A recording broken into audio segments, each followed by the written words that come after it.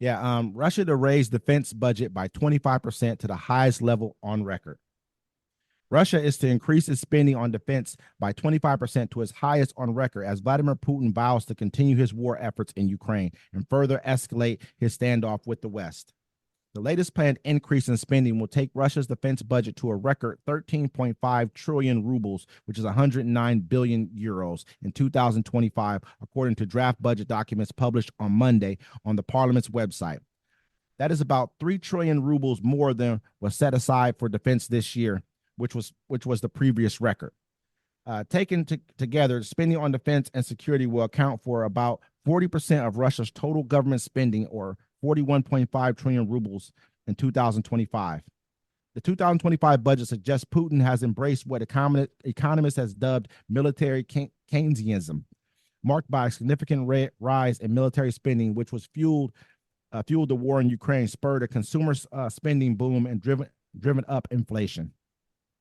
Right now, I feel like, they saying that if Russia was to pull themselves out of this war, they're going to go through an economic spiral because their whole economy is based around war right now. They don't have a regular economy like we do right now. It's all war based. Everyone's in the war effort right now. But what people don't really understand is you have to go look at some of these outward projections of population. Right now, Russia's probably top 6 or 7, maybe 8, somewhere around there in the world. In the next 50 years, 40, 50 years, they're going to fall under 100. They're at like 142 million people. By the year 2100, I know it sounds like forever for right now, but they're going to go under 100 million people.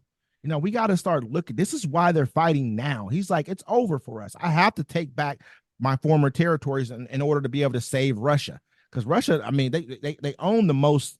They have the largest land mass is run by Russia. They got all the Siberia, but they can't hold it. They don't have the troops to hold it, and they have a declining population.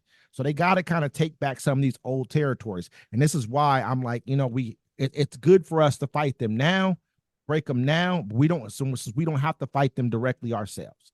You know what I mean? Yeah, yeah. I mean, it's gonna be interesting to see. I mean, when a dog's in the corner, it gets more vicious. Absolutely. So, Do you know you what I'm think saying? Like, he's not just gonna bow out and stop. He could have I done don't think that so months either. ago.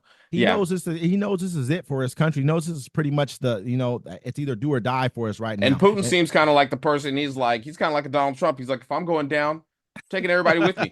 You saw they've been intercepting Russian jets over Alaska. No, absolutely. That's a lot of posturing, but I'm more worried about right now, because if we give them the okay to fire our missiles, our long range missiles into Russia, and I think that the UK just kind of gave the thumbs up under. I heard that they kind of gave the thumbs up to do so. If we give that thumbs up and they start advancing, this is the first nuclear powered country to ever, not nuclear powered, but nuclear armed country to ever be invaded. This is the first one, Russia. This is crazy. Russia, I don't think previous to this, I think the last people who invaded Russia were the Nazis.